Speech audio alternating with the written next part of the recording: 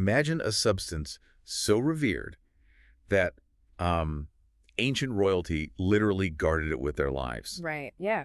And prophets famously claimed it could cure absolutely everything except death itself. Now, I want you to go open your kitchen pantry because there is a very good chance that you have that exact same quote-unquote magical substance sitting right there next to your salt and pepper. It's honestly wild to think about. It really is. Today, we're doing a deep dive into a comprehensive breakdown from the channel Health Wellness Pharmacist. And it's all about a seed that, well, it completely defies the usual trajectory of these ancient remedies. Yeah, totally. Because, most ancient cure-alls, they completely fall apart when you put them under the microscope of modern science. The magic just kind of fades. Yeah. But we're looking at Kalonji today. Also known as black seeds or black cumin. Exactly. Or Nigella sativa, if you want to get botanical about it. Yeah. And the clinical data here is telling a very, very different story. It is. The historical paradox of this simple seed, it really sets the stage for us. You have this incredibly rich historical pedigree, right? It's heavily referenced in prophetic traditions, the hadiths, with that incredibly bold claim about curing every disease but death. Right, which is quite the claim. Absolutely. But then simultaneously, it's just a staple everyday spice in Arab cuisine. It's baked into breads, it's sprinkled on regular dishes. So the goal for this deep dive is to really bridge that vast gap between ancient folklore and modern clinical science. Yeah, we really need to sift through all of it. Exactly. We need to examine the biologically proven health properties and carefully separate the test tube theories from the actual human clinical trials, and then figure out the specific protocols for how you should actually be using it based on the real science. Okay, let's unpack this. Yeah. Because we're going to understand how one tiny seed from the baking aisle can supposedly cure so many different specific ailments. We have to zoom way in. We do, yeah. Down to the microscopic level. Right, because it seems like the secret isn't in the seed itself as a whole, but in a very specific cocktail of chemicals locked inside it. That's precisely it. The foundation of Kalonji's power, it really comes down to its role as a microscopic cellular shield. Okay. It is just packed with a unique matrix of highly potent antioxidants. Mm-hmm. And the source material highlights 4 active compounds in particular. You've got thymoquinone, carvacrol, T-inositol, and 4-terpeneol. Wow. Okay, that's a mouthful. It is, yeah. All right. But we aren't just going to name drop those because it's vital to actually understand their specific jobs in your body. To grasp why they matter, you have to look at normal biological oxidation. Which happens to all of us all the time. Exactly. Just by breathing and eating, your body naturally creates these unstable molecules called free radicals. Right. And they're unstable because they're missing an electron, so they frantically bounce around your cells, basically stealing electrons from your healthy tissue. Which sounds terrible. It is. That cellular damage, which we call oxidative stress, is the literal root cause of aging, heart disease, obesity, and even cancer. I always picture oxidative stress and free radicals like microscopic rust. Oh, that's a great way to look at it. Yeah, it's like leaving a beautiful vintage car out in the rain by the salty ocean. Over time, if you don't treat it, that rust just slowly eats away at the metal. It degrades the entire structure of the car, literally cell by cell. Yeah, that is incredibly accurate. So taking these specific antioxidants, they're essentially donating their own electrons to the free radicals to neutralize them. Right. So they act as the ultimate biological rust-proofing treatment. That electron donation is the exact mechanism. Right. And the star player in that whole rust-proofing process is the compound thymoquinone. The source breaks down some deeply compelling test tube studies looking at cancer, actually. Really? What do they find? Well, thymoquinone showed a remarkable ability to not just neutralize, but actively induce apoptosis in cancer cells. Apoptosis, that's programmed cell death. Yeah. Exactly. It's basically telling the cell to self-destruct. Wow. And we're looking at data involving blood cancer cells, inactive breast cancer cells, and cancers of the pancreas, lungs, prostate, skin, and colon. Wow. Yeah, the compound essentially infiltrates the disease cell and triggers its self-destruct sequence. Okay, that is a staggering list of targets. Yep. But I do want to play devil's advocate here for a second. Sure. Because I think we owe it to you, listening, to maintain some strict scientific boundaries here. Always. A petri dish is a very, very controlled environment. So dropping concentrated thymoquinone directly onto a colon cancer cell in a lab, that is wildly different from a human swallowing a seed, having it broken down by stomach acid, metabolized by the liver, and then just hoping it magically finds its way to a tumor, right? That is a vital scientific caveat, absolutely. These are test tube and animal studies. While the chemical mechanism of inducing cell death in a lab setting is undeniable, clinical science requires rigorous human trials to definitively state that a substance cures or prevents these cancers in a living, breathing person. All right, there's a big leap there. A huge leap. The biological potential is clearly documented, but extrapolating that to a human cancer cure requires far more human studies. Fair enough. But if we pivot to where we do have robust human data, the numbers on cholesterol and cholesterol are, frankly, practically bulletproof. Oh, absolutely. The breakdown cites 17 different clinical studies completely backing up its cardiovascular benefits. Yeah, the clinical evidence for heart health is extensive and it's highly consistent. Across those 17 human trials, Kalonji actively reduces total cholesterol, it reduces LDL, and it lowers triglyceride levels. So let's do a quick translation on those terms for anyone who hasn't looked at a blood panel recently. Good idea. So LDL is the bad cholesterol. That's the sticky stuff that builds up as plaque in your arteries. And triglycerides are essentially the free-floating fat circulating in your blood from the extra calories your body hasn't used yet. Exactly. Which you want to keep as low as biologically possible to prevent arterial blockages. Interestingly, the source highlighted a highly nuanced biological detail here. Oh, about the physical form. Yeah, exactly. The physical form of the Kalonji you consume actually changes how your body processes those lipids. I found that fascinating. It really is. The clinical trials found that taking Kalonji oil is highly effective at driving down that sticky bad LDL cholesterol. But consuming the actual whole Kalonji seeds is far superior at raising your HDL. And HDL is the good cholesterol, right? The one that acts like a street sweeper, clearing the plaque out of your arteries. Precisely. That gave me a total aha moment when I was reading it. It makes sense structurally, too. How so? Well, the oil is a concentrated fat-soluble extraction, right? So it likely interacts directly with lipid metabolism in the liver. But the whole seed contains the physical fiber matrix. Right, the roughage. Yeah, which probably binds to bile acids in the gut, forcing the body to use up more cholesterol and naturally boosting the HDL in the process. It really highlights the sheer complexity of botanical medicine, and the source cites very specific human outcomes to ground this. Well, what are the numbers? Well, in one year-long study involving 57 diabetic patients, their regular use of Kalonji successfully rebalanced their entire lipid profile. They lowered the bad, and they boosted the good. That's huge. And another study took 94 people and gave them just 2 grams of Kalonji daily for 12 weeks. Just 2 grams. Just 2 grams. And it resulted in significant measurable drops in total and bad cholesterol.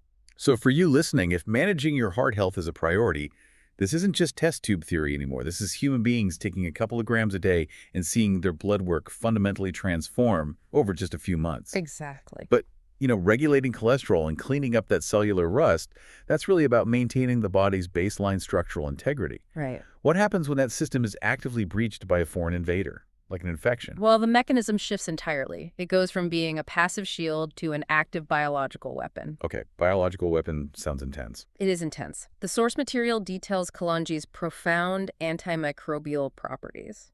We mentioned carvacrol earlier. Right, one of the 4 main compounds. Yes. That compound, alongside thymoquinone, has been shown to actively disrupt and physically tear through bacterial cell membranes. In many studies, Kalonji acts with the sheer force of a standard pharmaceutical antibiotic. Okay, my instinct is to be highly skeptical of that. You're telling me a botanical seed from the baking aisle can genuinely hold its own against serious, dangerous bacterial infections? I know it sounds wild, but the clinical data supports it, even against some of the medical community's most formidable enemies. Like what?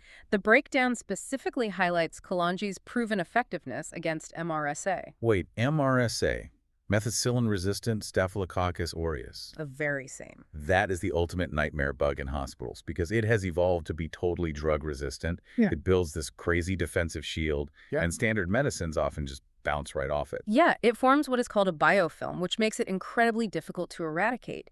Yet, research shows the specific chemical matrix in Kalonji actually possesses the capability to penetrate that biofilm and destroy the MRSA bacteria. That is unbelievable. It really is. And because of this powerful antimicrobial action, clinical settings actually use it to heal stubborn, dangerous wounds in diabetic patients where traditional antibiotics have failed completely. Wow. And studies also show it effectively clearing up severe skin infections in children. So it is physically dismantling superbugs. Basically, yeah. But bacteria isn't the only threat to our tissue. Sometimes the threat comes from inside the house. Oh, for sure. Our immune system can go totally haywire, which brings up the issue of inflammation. Right. And we have to view inflammation through the correct biological lens here, carefully separating acute inflammation from chronic inflammation. Because they aren't the same thing at all. Not at all. Acute inflammation is a perfectly healthy, totally necessary immune response. Roll. If you slice your finger cutting vegetables, it turns red, it gets hot, and it swells. Yeah. That is your body forcefully pumping white blood cells and healing resources to the site to fight immediate infection. The fire is good as long as the body eventually puts the fire out. Exactly. The profound danger is chronic inflammation. This is where the immune system's switches get stuck in the on position. Just burning constantly. Right. The body continuously releases inflammatory chemicals, slowly attacking healthy tissue, joints, and organs over years and years. And the source points out this chronic simmering state is a primary engine driving heart disease, diabetes, and even creating the exact environment for cancer to thrive. It's the root of so many problems. It is. But Kalanji demonstrates a remarkable ability to forcefully flip that immune switch back to the off position. And the human trials on this are staggering, honestly. They highlighted a clinical study focusing on rheumatoid arthritis. Yes, a very brutal condition. Yeah, it's a painful autoimmune condition where Right. your body attacks its own joint tissue. So they took 42 people with rheumatoid arthritis and gave them just 1 single gram of Kalanji oil daily. And the results were incredible. After just 8 weeks on that protocol, the patients experienced significant, measurable reductions in both their joint inflammation and their overall systemic oxidative stress levels. So the compounds are literally getting into the bloodstream and physically dialing down the production of those inflammatory cytokines. That's exactly what's happening. Just 8 weeks from 1 gram of oil. And it crosses the blood-brain barrier, too. The research detailed animal studies where Kalanji successfully reduced inflammation deep within the brain and the spinal cord. Which is incredibly hard to do. Very hard. It even goes back to thymoquinone again, which was shown to specifically reduce the type of chronic inflammation in pancreatic cells that often triggers pancreatic cancer in the first place. Yeah, it's systemic. But when Kalanji goes to war against that systemic inflammation and dismantles bacterial infections like MRSA, it creates a massive amount of cellular debris. Oh, right, because of all the dead cells. Exactly. All of those neutralized toxins and dead bacteria have to be cleaned up and flushed out of the body. And that enormous filtration job falls entirely on your liver. Right. Think of your liver like a heavy-duty water treatment facility for your blood. It is constantly filtering out the toxic sludge, metabolizing our medications, and processing our nutrients. It works constantly. But normally, processing high levels of toxins damages the liver's own machinery over time. So if Kalanji is initiating all this massive cellular cleanup, doesn't that put a dangerous strain on the liver itself? You would think so. That is the logical assumption. But Kalanji counteracts this by acting as a powerful biological protectant. How does it do that? Well, the source highlights extensive animal research showing that Kalanji actively protects both the liver and the kidneys from chemical toxicity.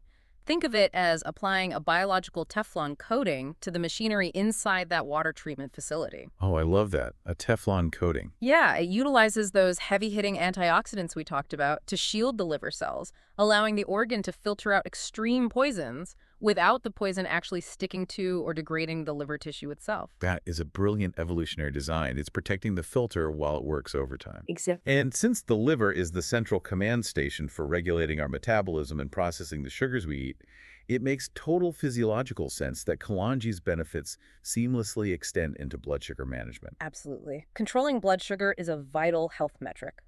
When blood glucose levels remain perpetually high, sugar acts almost like microscopic shards of glass in the bloodstream. That's a terrifying image, but it's true. It is highly corrosive, it damages the fragile nervous system, it degrades the microvessels in the eyes, and severely impairs the body's ability to heal wounds. Here's where it gets really interesting. Okay, lay it on me. The breakdown cited an impressive 7 different scientific studies proving Kalanji's direct, measurable impact on improving both fasting blood sugar and average blood sugar levels over time. Yeah, the human data really stands out here. They highlighted a comprehensive 94-person study spanning 3 full months. 3 months is a solid chunk of time. It is. And the patients administered Kalanji not only saw a reduction in their fasting blood glucose, but they also achieved a critical decrease in insulin resistance. Let's quickly define insulin resistance, because this is so incredibly important for everyone listening, whether you're diabetic or not. Yeah, go for it. When you eat, your body produces insulin, which acts like a key to unlock your cells and let the blood sugar in to be used for energy. Right. Insulin resistance is when your cells essentially change the locks. They refuse to open the doors. Hmm. So the sugar just backs up in your bloodstream, causing all that damage like the shards of glass, while your cells are simultaneously starving for energy. It creates a catastrophic metabolic feedback loop. Exactly. But by reducing that resistance, Kalanji is essentially repairing those cellular locks, allowing the insulin to work properly again. This stabilizes the entire metabolic system. Which is the absolute key to avoiding those brutal midday energy crashes, preventing brain fog, and protecting your baseline metabolic health for the long term. Yeah. Keeping those doors unlocked is just everything. It really is. Now, if Kalanji is regulating complex metabolic pathways, neutralizing superbugs, and acting as this systemic powerhouse, it all begs a very mechanical question. Right. How does it get there? Exactly. To get into the bloodstream, it has to survive the digestive tract. How does the stomach handle something with this level of chemical aggression? That was exactly my thought. You would assume a compound strong enough to literally tear through a MRSA biofilm might be incredibly harsh on the delicate lining of the human stomach. In reality, it's the exact opposite. Kalanji is profoundly protective of the gastrointestinal system, specifically regarding the formation and healing of stomach ulcers. Okay, wait. It heals ulcers. Yes, and ulcers, just to clarify, are painful open wounds on the inner mucosal wall of the stomach, usually exacerbated by the stomach's own highly acidic environment. Right. And this source detailed an animal study on this that really requires some critical analysis from us. What did it show?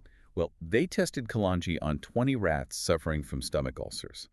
And the Kalanji reduced those ulcers by an astounding 83%. That's a massive number. It is. Now, I have to throw the skepticism flag again here, because rat stomachs and human stomachs, while similar in acid production, they aren't perfectly identical. That is a massive percentage. It is a massive number, you're right. But the underlying mechanism the study revealed is what truly matters, and it is highly relevant to human biology. Okay, what's the mechanism? The study noted Kalanji performed almost on par with standard lab-made pharmaceutical ulcer medications. It achieves this because thymoquinone doesn't just randomly reduce stomach acid, it actively stimulates the secretion of gastric mucus. Oh, so it builds a wall. Yes. It prompts the stomach to create a thick, physical, biological bandage over the wound, allowing the ulcer to heal while completely protected from the acid. That's amazing. And furthermore, it uses those antimicrobial properties we talked about to actively hunt and neutralize H. pylori, which is the specific bacteria responsible for causing the majority of stomach ulcers in the first place. So it addresses the symptom and the root cause simultaneously. Okay, so we've mapped out the microscopic rest proofing, the superbug destruction, the Teflon liver protection, and the ulcer healing. It's a lot. It is. Hearing all of this, my immediate, admittedly flawed instinct is to just go out, buy a massive bulk bag of these seeds, and start eating them by the spoonful. I wouldn't recommend that. Right, because given how biologically active this is, I'm guessing a more is better approach could be a terrible idea. What is the actual scientifically sound blueprint for a daily routine? Yeah, more is better is a very dangerous fallacy with potent botanical compounds. Dosage and method are absolutely paramount to accessing these benefits safely. Okay, give us the blueprint. The source provides very strict practical guidelines for daily therapeutic use. You basically have three main options. Okay, option 1. You can take 100 milligrams of the concentrated Kalanji extract. Option 2. You can take 5 milliliters, which is roughly 1 teaspoon of Kalanji oil. And the third option? Or you can consume 1.5 to 3 grams of the crushed Kalanji powder. Got it. And the clinical recommendation is to use those specific daily dosages safely for a maximum duration of up to 3 months to address these issues. Right. That 3-month window is pretty standard for therapeutic botanical interventions, just to prevent any accumulated toxicity in the body. Makes sense. Yeah. As for the consumption method, its culinary history makes it highly versatile. Oh, absolutely. The breakdown noted that because it has this peppery, slightly bitter taste, it actually works brilliantly as a spice. Yeah, you see it in a lot of dishes. Right, you can add it into curries, bake it on the flatbreads, or if you prefer pure efficiency, just mix the crushed seeds or powder directly into a glass of water or a spoonful of honey. Very simple. And because of the massive spike in clinical interest lately, you can easily source it in supplement form now. like standardized capsules or soft gels, which ensures you're getting an exact milligram dose every single time. Which is very convenient. We also need to briefly touch on the topical applications, though, specifically regarding dermatology and trichology. Oh, right, for hair and skin. Yeah. Kalonji oil is widely utilized to stimulate hair follicles, promote new hair growth, and halt excessive hair fall. And because it forcefully dials down localized inflammation, it is excellent for clearing up severe scalp That's conditions. the catch, right? A very important one. The source provides a non-negotiable instruction here. If you are applying Kalonji oil directly to the scalp or skin, you must dilute it first by mixing it with a carrier oil, like coconut or olive oil. Because it's so concentrated, right? Putting pure essential oil directly on the skin can cause severe chemical burns or irritation, Exactly. which perfectly segues into the critical safety warnings. As miraculous as this data looks, this is a highly bioactive substance actively altering your cellular chemistry. It is. Now, the scientific consensus confirms that Kalonji is generally very safe for the vast majority of the population when taken at culinary or recommended therapeutic doses. But there are hard boundaries. Yes. First, regarding that topical use we just mentioned, always perform a small skin patch test on your arm 24 hours prior to full application, just to ensure you don't possess a specific allergy to the compounds. And what about drug interactions? If this is heavily metabolizing in the liver, like we discussed, it must interact with other things we're taking. Crucially, yes. If you are currently prescribed any blood-thinning medications, you absolutely must consult your primary care physician before introducing Kalonji to your system. Because it naturally affects blood clotting. Exactly. Yeah. Kalonji naturally affects blood coagulation, and combining it with pharmaceuticals can dangerously amplify that effect. Good to know. And the breakdown had a very specific warning regarding pregnancy, right? Yes. While trace culinary amounts, like just a few seeds baked onto a piece of bread, are generally considered safe, pregnant women must strictly avoid large therapeutic or supplemental amounts of Kalonji. Because it can trigger contractions. Yes, it can stimulate uterine contractions. So if you are pregnant, the rule is very simple. Just consult your gynecologist before adding it to any health routine. Better safe than sorry.